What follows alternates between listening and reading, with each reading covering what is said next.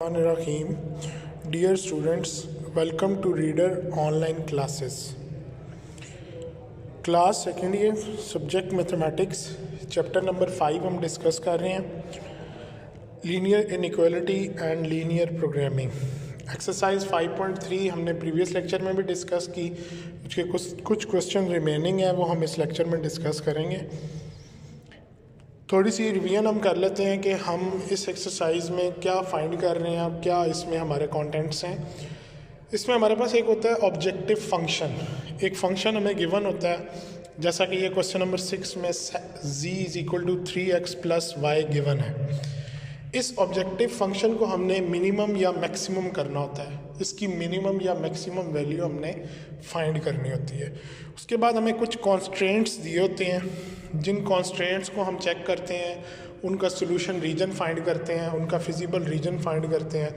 Feasible region होता है जो फर्स्ट क्वाड्रेंट में होता है, उसके लिए इन्होंने दो कंडीशंस ये दी हुई हैं, x > 0 और y > 0। ये दो कंडीशन है, इसका मतलब है कि जो आपका सोल्यूशन रीजन बनेगा वो फर्स्ट क्वाड्रेंट में बनेगा। अब उस सोल्यूशन रीजन को फाइंड करने के लिए आपके पास ये दो कॉन्स्टेंट जो इनइक्वालिटीज़ हैं, इनको आपने सॉल्व करना है, उसमें से सोल्यूशन रीजन आएगा। फिर उस रीजन के हम कॉर्नर पॉइंट्स फाइंड करेंगे।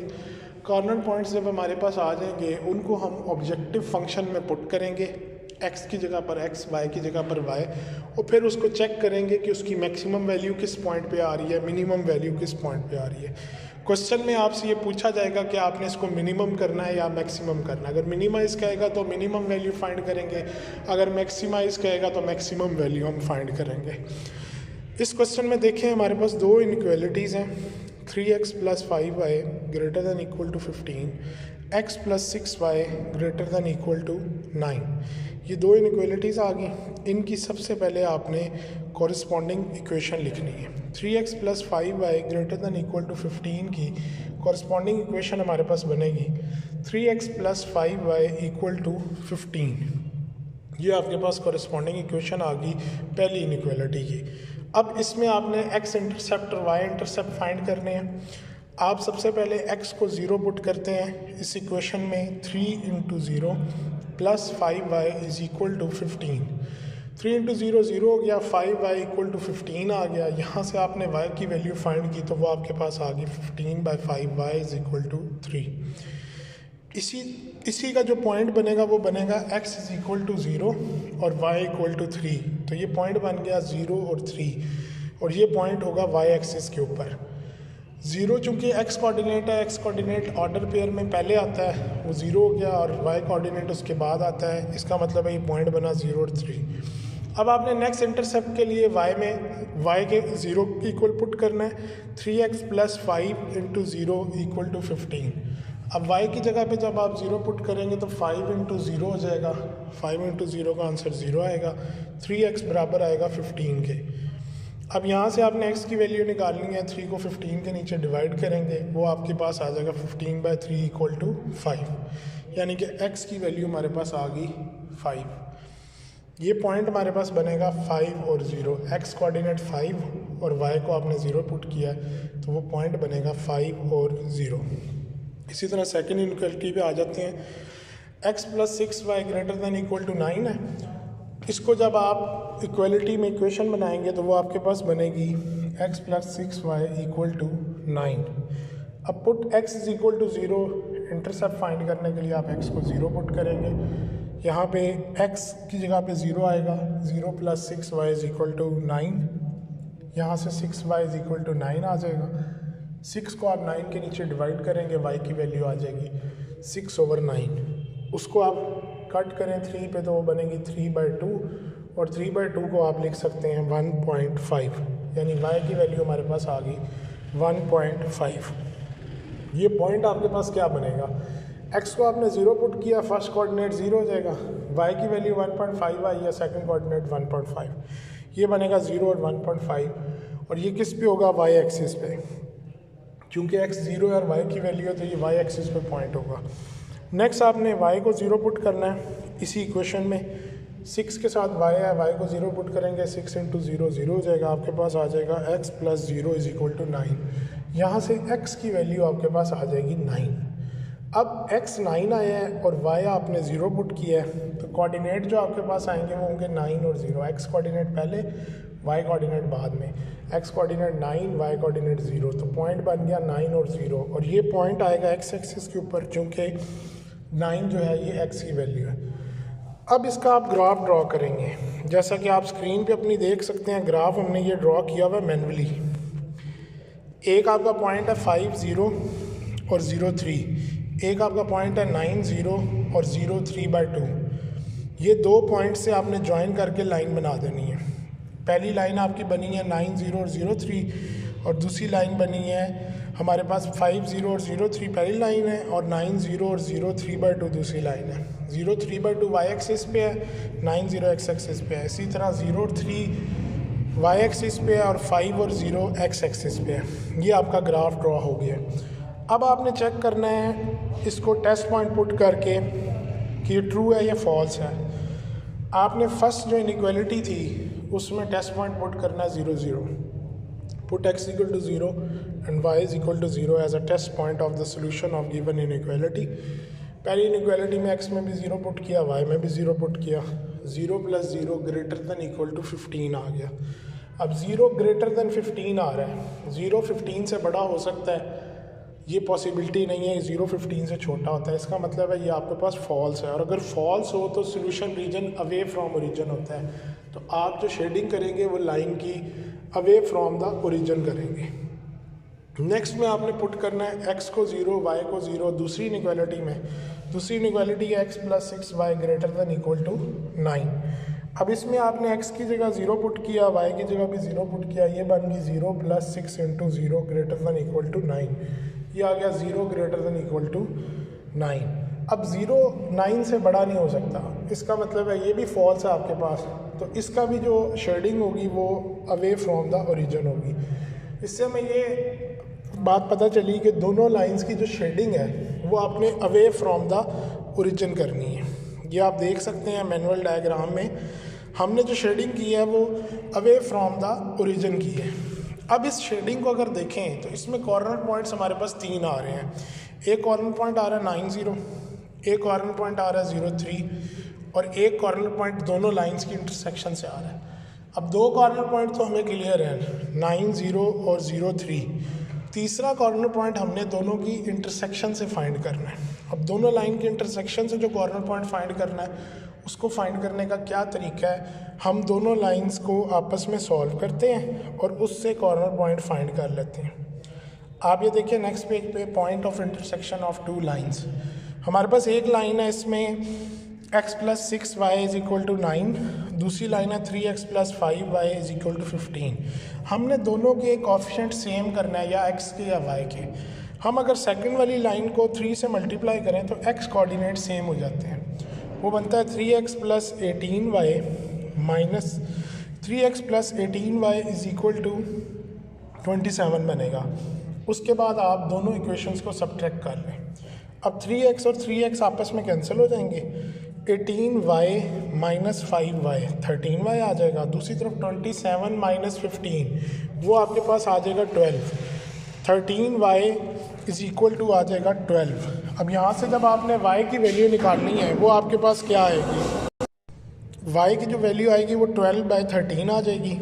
और यहाँ से आपके पास y की वैल्यू 12/13 जो आई है वो आप पुट कर देंगे फर्स्ट इक्वेशन में या सेकंड इक्वेशन में। यहाँ पे हमने सेकंड इक्वेशन में पुट की हुई है x + 6 × y = 9। y की जगह पे जब आप लिखते हैं 12/13 तो वो 6 × 12/13 = 9 आ जाता है। अब आप 6 को 12 से मल्टीप्लाई करें वो हो जाएगा 72/13। 72/13 को आप इक्वेशन की दूसरी तरफ ले जाके सब्ट्रैक्ट कर देंगे। 9 - 72/13, 9 - 72/13 करेंगे, उसका एलसीएम ले लेंगे। 9 × 13 हमारे पास आ जाएगा 117। 117 - 72 करेंगे वो आपके पास आ जाएगा 45। 45/13 आपके पास x की वैल्यू आ गई। तो ये पॉइंट आपके पास बना 45/13 और 12/13। ये आपके पास पॉइंट आ जाएगा जो कि इंटरसेक्शन है उन दोनों लाइंस की।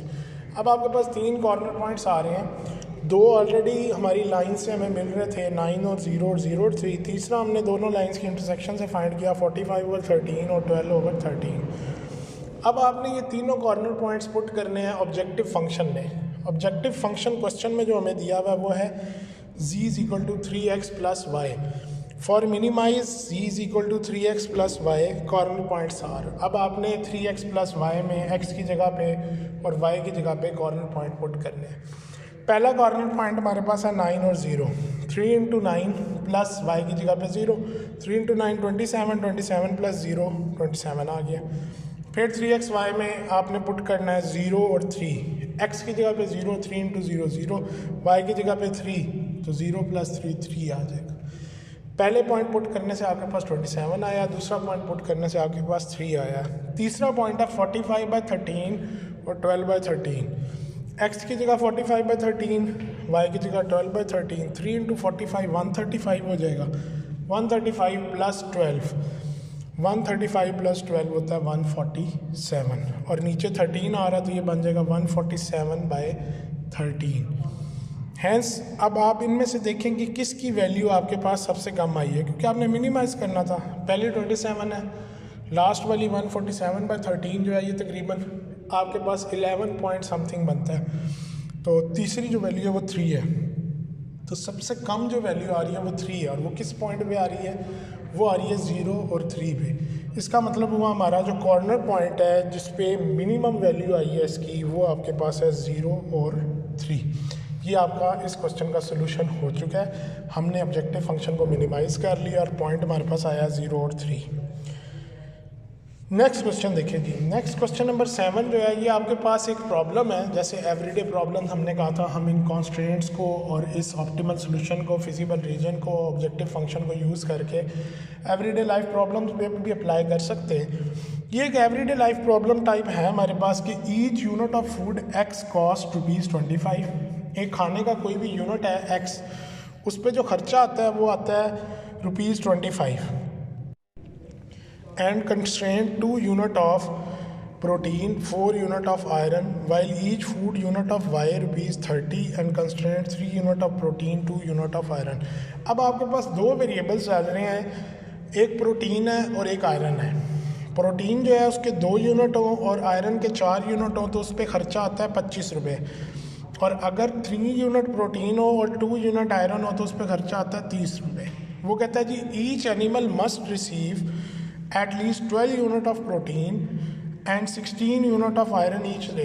अब उन्होंने प्रोटीन और आयरन की क्वांटिटीज़ दे दी हैं जो एट लीस्ट हर एनिमल ने लेनी है।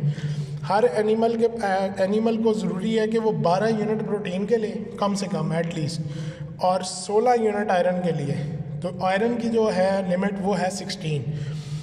ये आपके पास अब दो हमारे पास इनइक्वालिटीज़ कैसे बनेंगी? आप दोनों जो आपके पास फूड यूनिट्स हैं उसमें से आयरन ले लें और आयरन की मिनिमम क्वांटिटी भी ले लें, और इसी तरह दोनों यूनिट्स में से आप प्रोटीन ले लें और प्रोटीन की मिनिमम क्वांटिटी ले लें।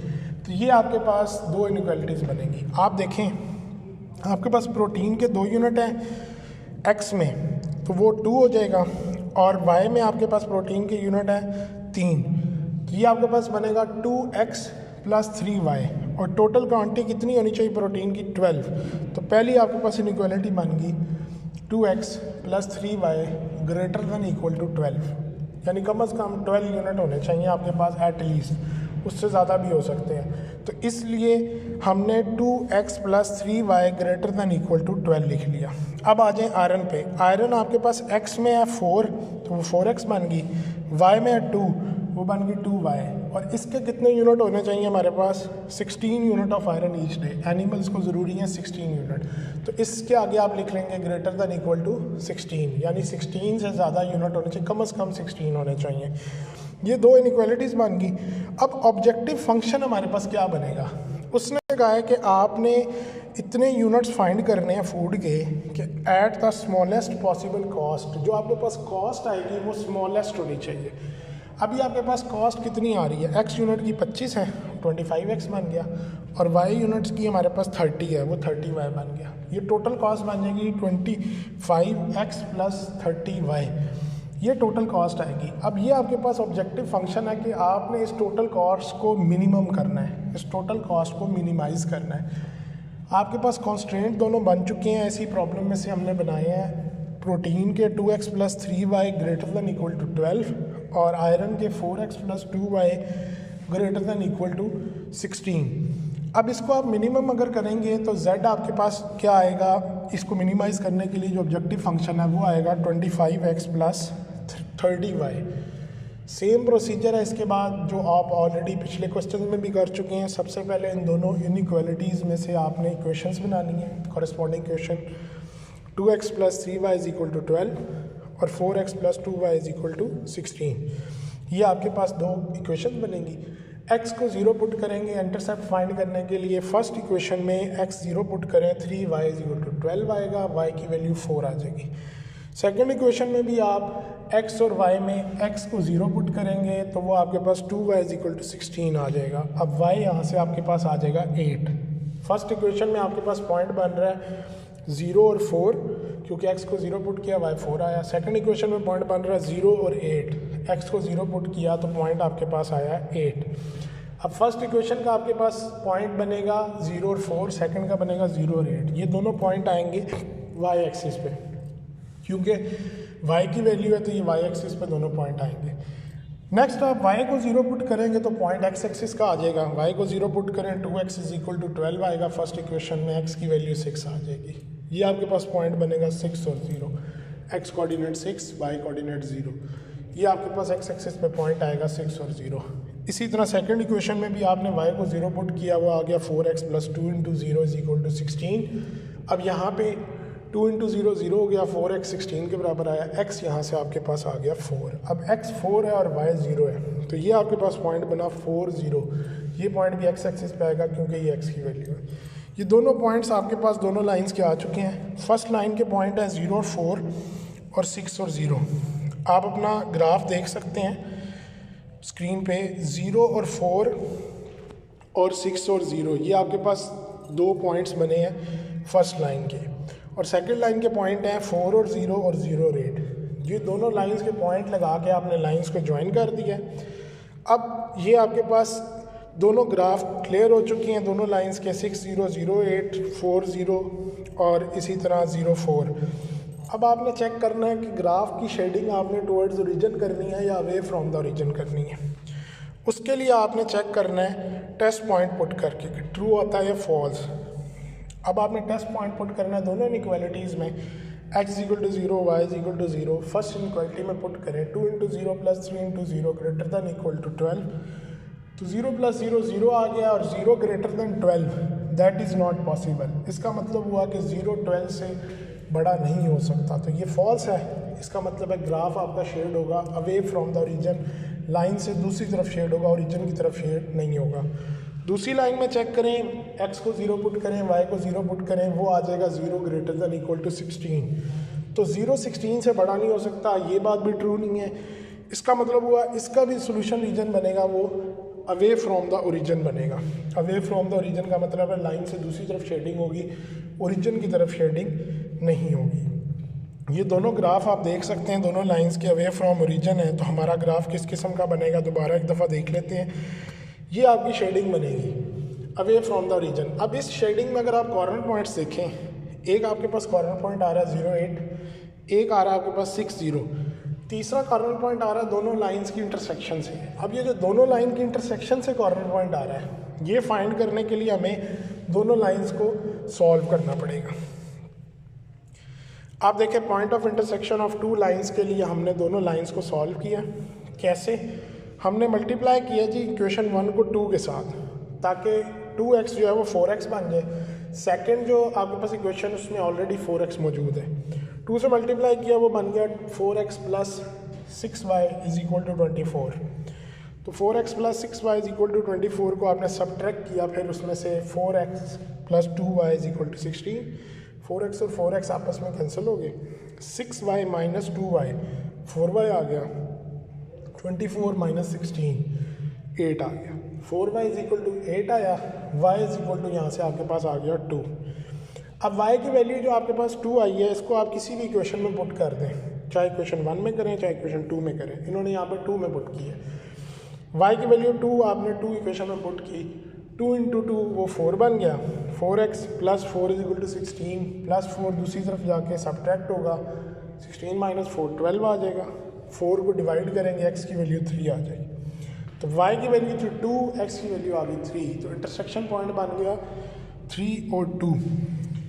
अब ये आपके पास इंटरसेक्शन पॉइंट आया है और दो जो ऑलरेडी कॉर्नर पॉइंट आपके पास मौजूद हैं वो है हमारे पास 6, 0 और 0, 8। अब आपने ये तीनों कॉर्नर पॉइंट अपने ऑब्जेक्टिव फंक्शन में पुट करना है प्राइस को मैक्सिमम करने के लिए। ऑब्जेक्टिव फंक्शन हमने बनाया था जी 25x प्लस 30y। 25x का रेट था, 30y का रेट था, दोनों को ऐड करें तो टोटल रेट आ रहा था। ये ऑब्जेक्टिव फंक्शन था, इसको मिनिमम करना है। तीनों कॉर्नर पॉइंट्स हम इसमें पुट करेंगे। अब आपने फर्स्ट कॉर्नर पॉइंट 6, 0 इसमें पुट किया, 25 इंटू 6 प्लस 30 इंटू 0, 25 इंटू 6 आपके पास 150 आ गया, 30 इंटू 0 0, तो ये आपका आंसर आ गया 150। सेकंड कॉर्नर पॉइंट है 3 और 2। अब 3 और 2 जब आपने मुझे इंटरसेक्शन से फाइंड किया उसको पुट करेंगे तो बनेगा 25 इंटू 3 प्लस 30 इंटू 2। 25 इंटू 3 आपके पास 75 आएगा, 30 इंटू 2 आपके पास 60 आएगा, दोनों को ऐड करेंगे 135। तीसरा कॉर्नर पॉइंट है 0, 8। अब z is equal to 25x plus 30y में x की जगह 0, 25 इंटू 0 0 हो गया, और y की जगह 8, 30 इंटू 8 240। अब आप तीनों अपने ऑब्जेक्टिव फंक्शन की वैल्यूज़ फाइंड करके जो वैल्यूज़ देख रहे हैं वो क्या आ रही हैं, 150, 135 और 240। तो इसमें से सबसे स्मॉलेस्ट वैल्यू हमारे पास है 135। इसका मतलब हुआ कि हमारे पास जो कॉर्नर पॉइंट है जिस पे ये फंक्शन मिनिमम हो रहा है वो है 3 और 2। तो ये आपका पॉसिबल सोल्यूशन है कि मिनिमम कॉस्ट जो होगी 135 वो किस यूनिट पे होगी, 3 और 2 पे, यानी x 3 हो उसमें और y उसमें 2 हो, तो हमारे पास सबसे मिनिमम कॉस्ट है। तो ये यहाँ तक हमारा 5.3 के क्वेश्चंस कंप्लीट हो चुके हैं। इंशाल्लाह नेक्स्ट लेक्चर में आगे इसको कंटिन्यू करते हैं। अल्लाह हाफिज़।